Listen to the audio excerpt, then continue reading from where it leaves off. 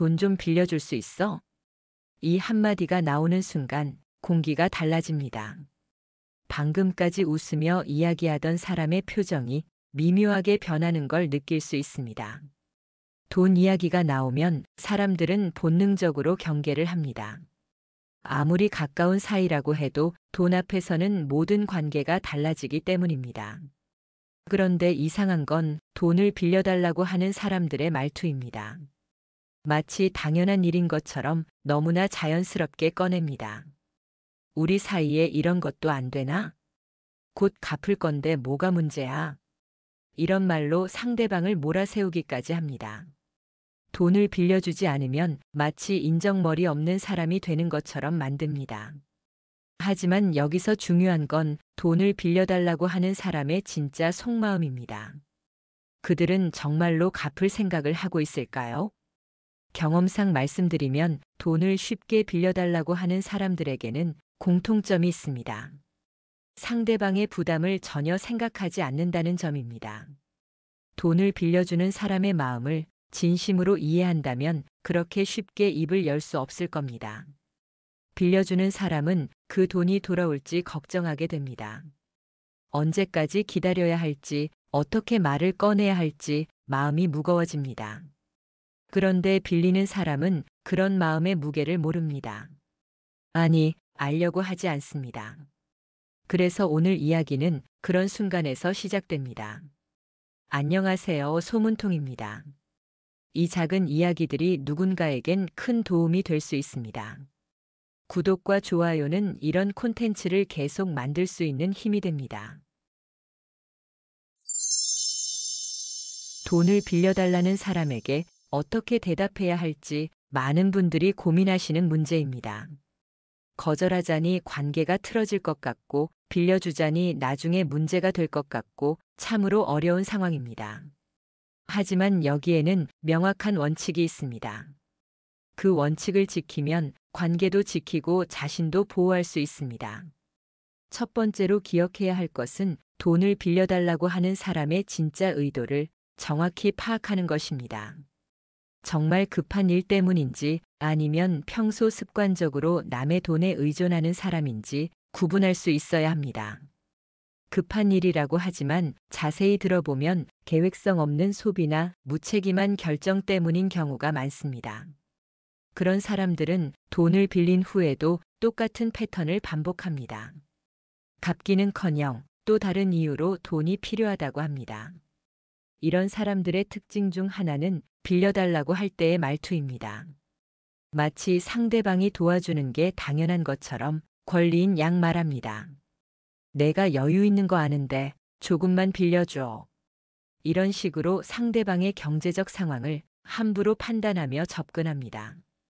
여유가 있다고 해서 남에게 돈을 빌려줘야 할 의무는 없는데도 말입니다. 또 다른 특징은 긴급 상황을 과장해서 표현한다는 점입니다.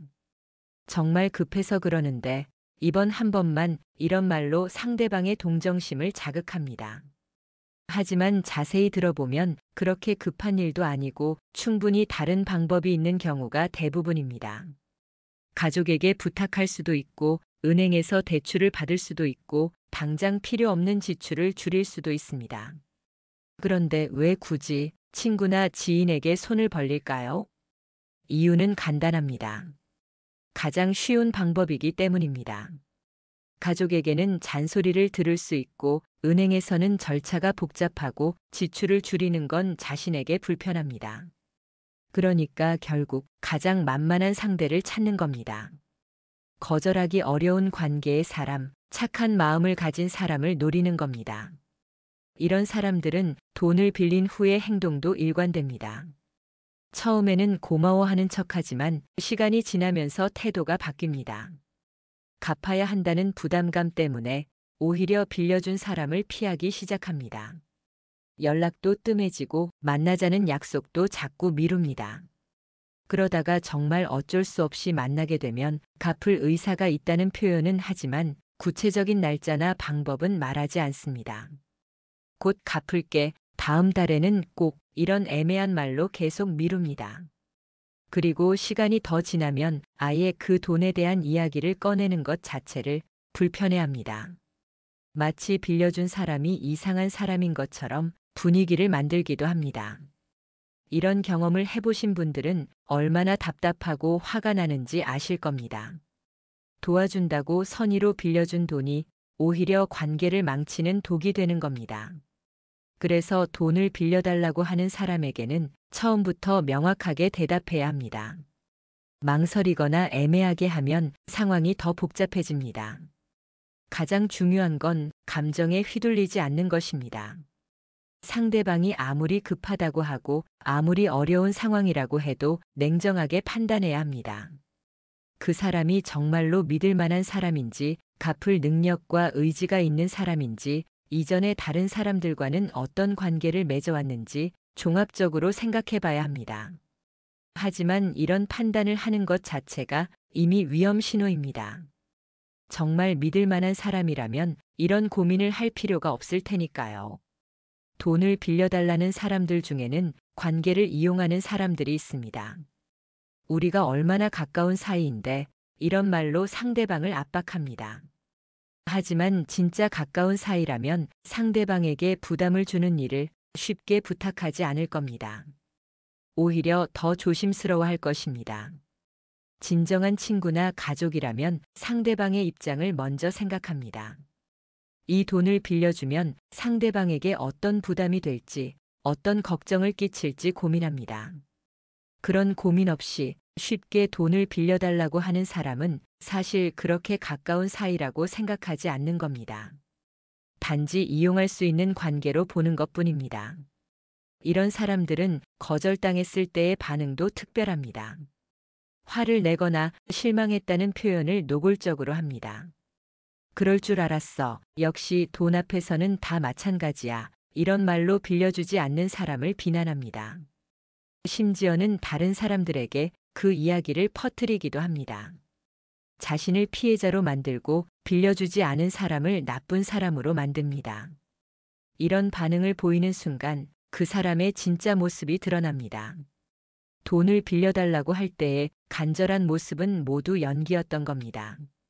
진짜로 어려운 상황에 있는 사람이라면 거절당해도 이해할 줄 압니다. 상대방도 자신의 사정이 있다는 걸 당연하게 받아들입니다.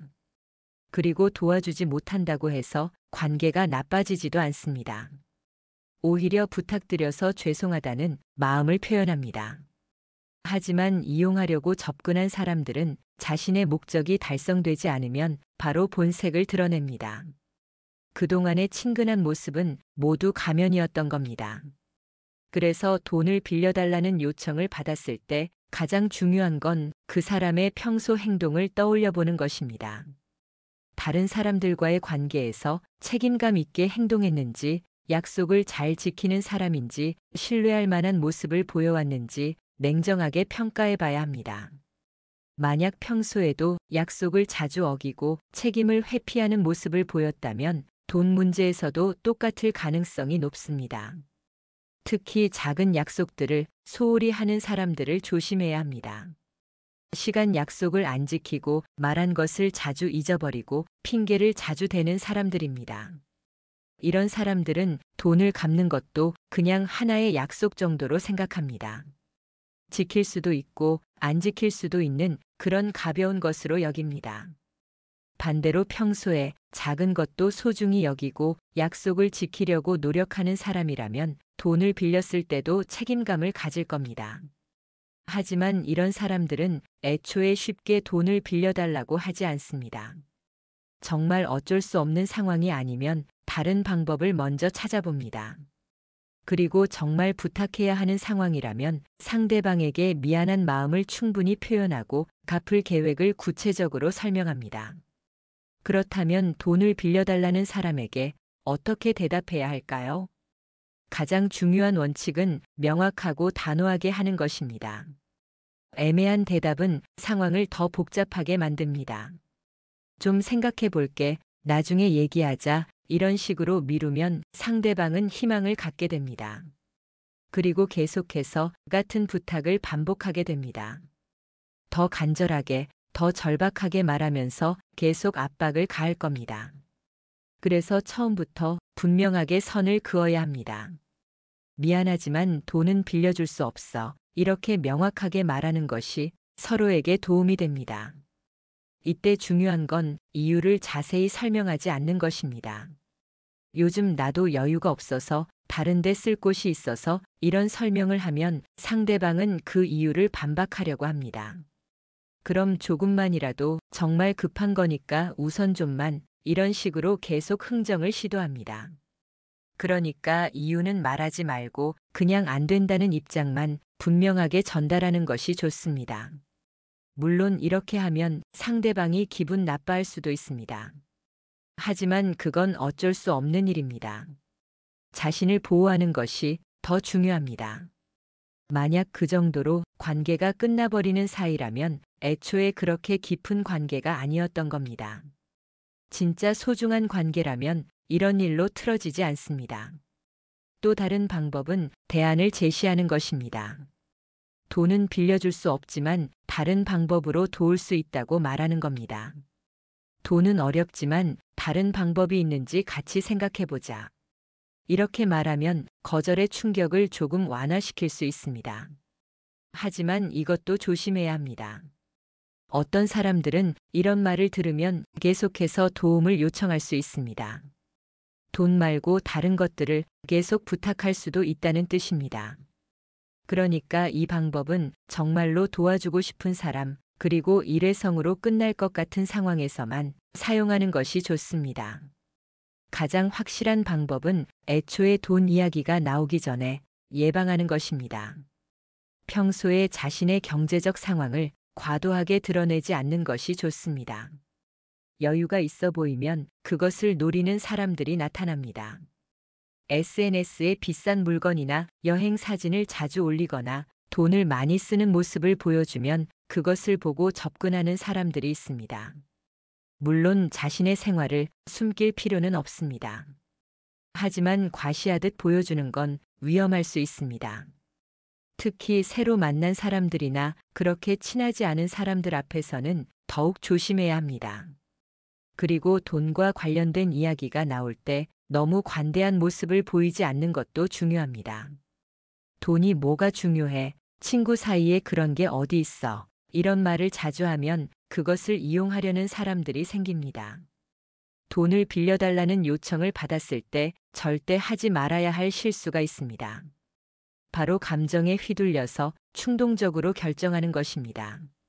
상대방이 눈물을 보이거나 정말 절박해 보이는 모습을 연출하면 순간적으로 마음이 약해질 수 있습니다. 하지만 이런 감정적 반응은 나중에 후회로 이어질 가능성이 높습니다. 진짜 어려운 상황에 있는 사람도 있지만 그런 모습을 연기하는 사람들도 있습니다. 겉으로는 구분하기 어려울 수 있으니까 시간을 두고 냉정하게 판단해야 합니다. 지금 당장 결정해야 해라고 하면서 시간적 압박을 가하는 경우도 있습니다. 하지만 정말 급한 일이라면 다른 방법도 얼마든지 있을 겁니다. 가족에게 연락하거나 직장에서 선불을 받거나 금융기관에서 긴급 대출을 받는 방법도 있습니다. 그런 방법들을 모두 시도해 본 후에 마지막 수단으로 부탁하는 것이 맞습니다. 그런데 그런 과정 없이 바로 지인에게 손을 벌리는 사람들은 사실 다른 선택지가 있는데도 가장 쉬운 방법을 택하는 것일 수 있습니다. 이런 사람들의 또 다른 특징은 구체적인 계획이 없다는 점입니다. 언제까지 갚겠다는 약속은 하지만 어떻게 갚을 건지에 대한 설명은 없습니다. 다음 달 월급 받으면 갚을게라고 하면서 그 월급으로 다른 용도는 없는지, 생활비는 어떻게 할 건지 구체적인 계획을 묻어보면 대답을 제대로 하지 못합니다. 이런 모습을 보이면 빌려주지 않는 것이 현명합니다. 계획 없이 빌린 돈은 계획 없이 쓰여지고 갚을 방법도 계획 없이 미뤄지기 때문입니다.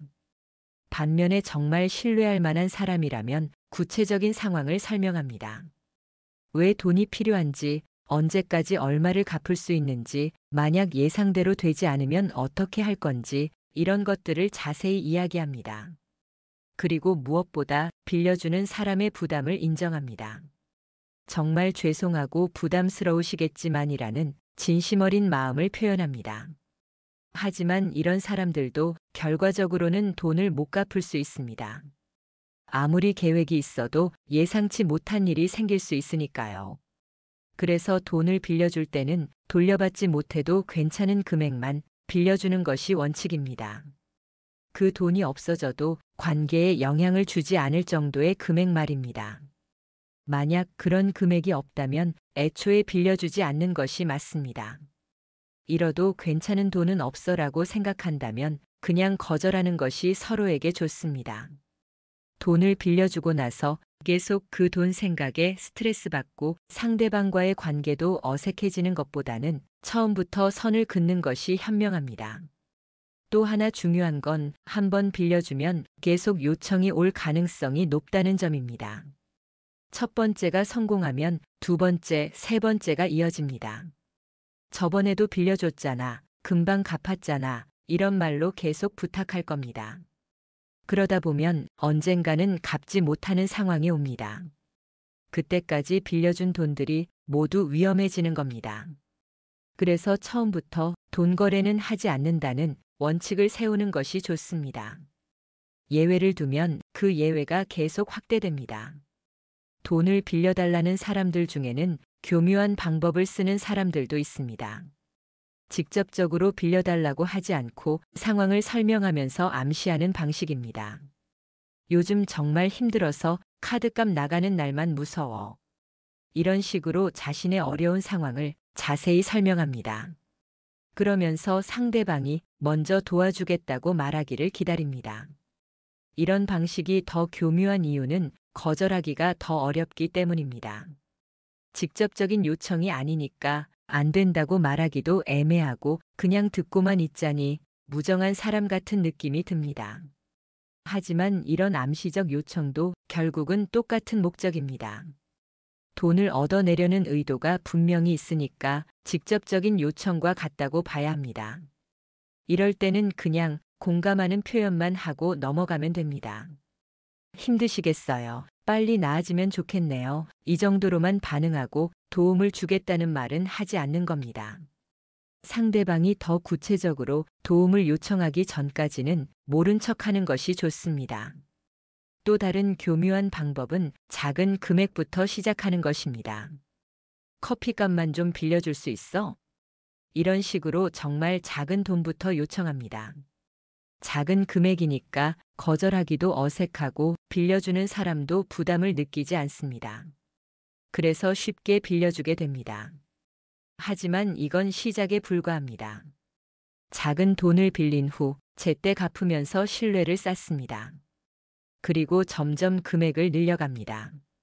저번에 커피값 바로 갚았잖아. 이번엔 점심값만, 이런 식으로 단계별로 올려갑니다.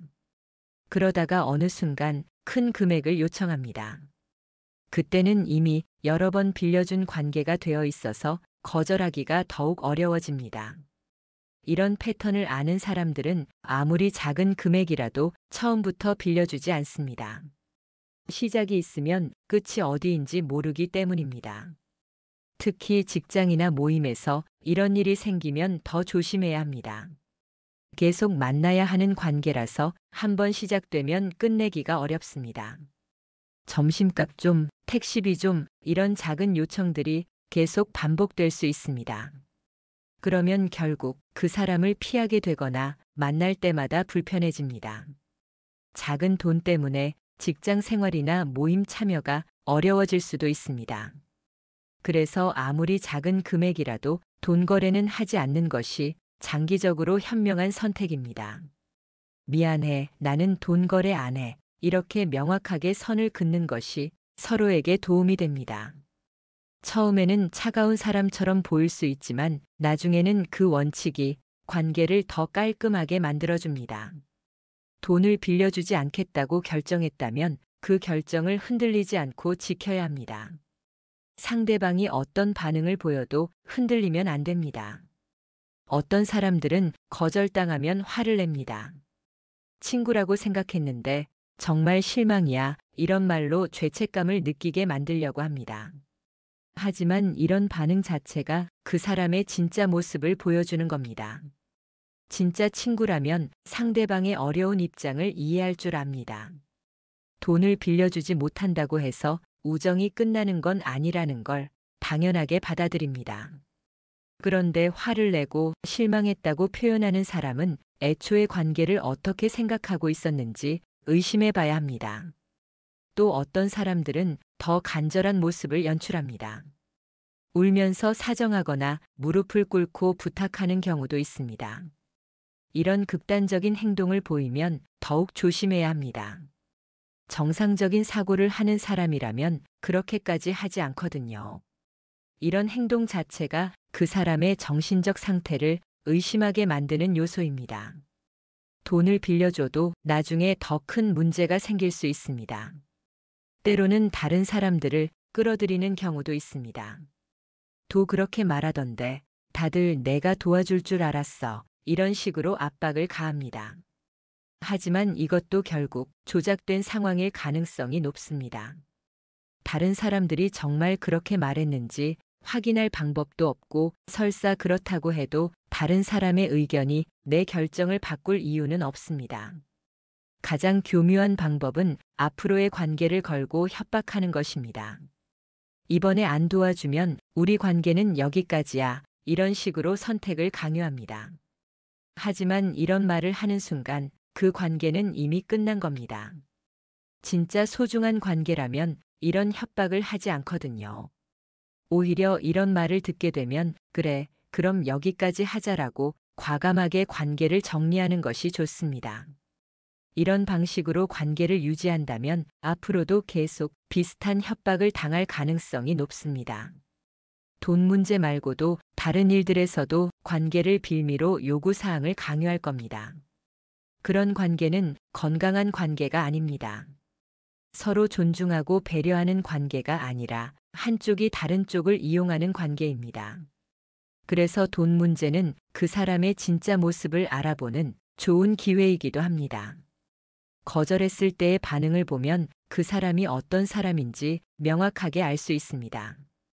이해심을 보이고 관계를 지속하려고 하는 사람인지 아니면 자신의 이익만 생각하고 관계를 수단으로 여기는 사람인지 확실하게 구분됩니다.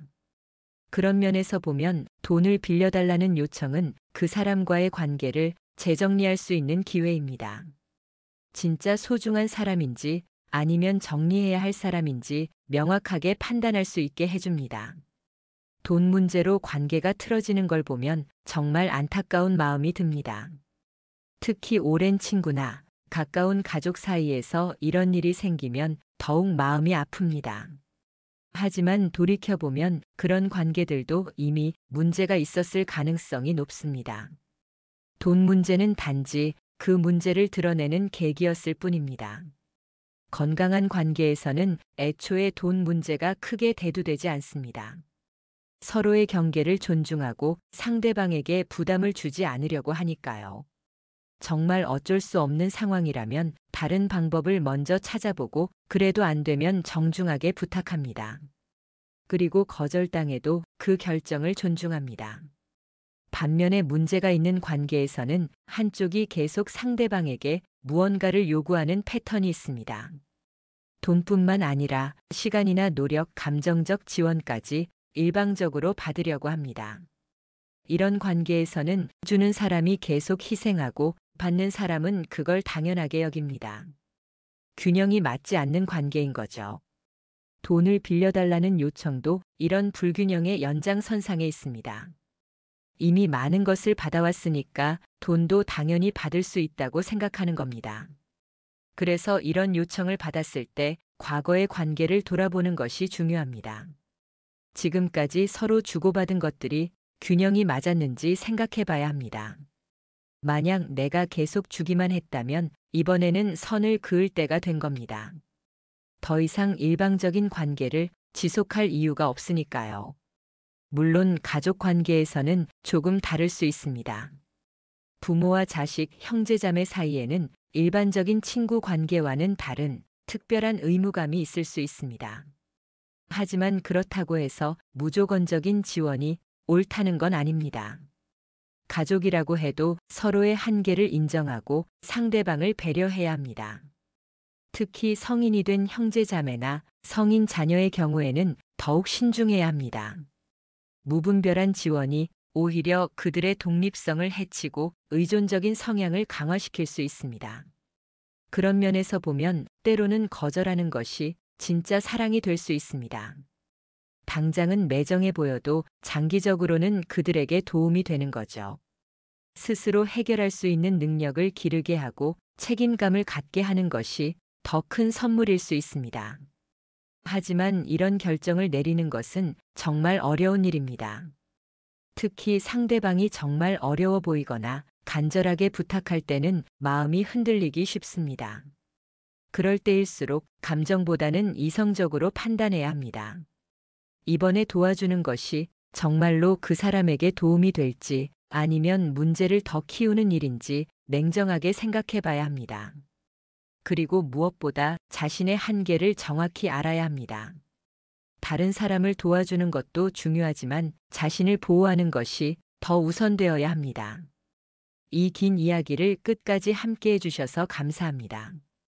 당신의 소중한 것들이 더는 함부로 요구당하지 않기를 바랍니다.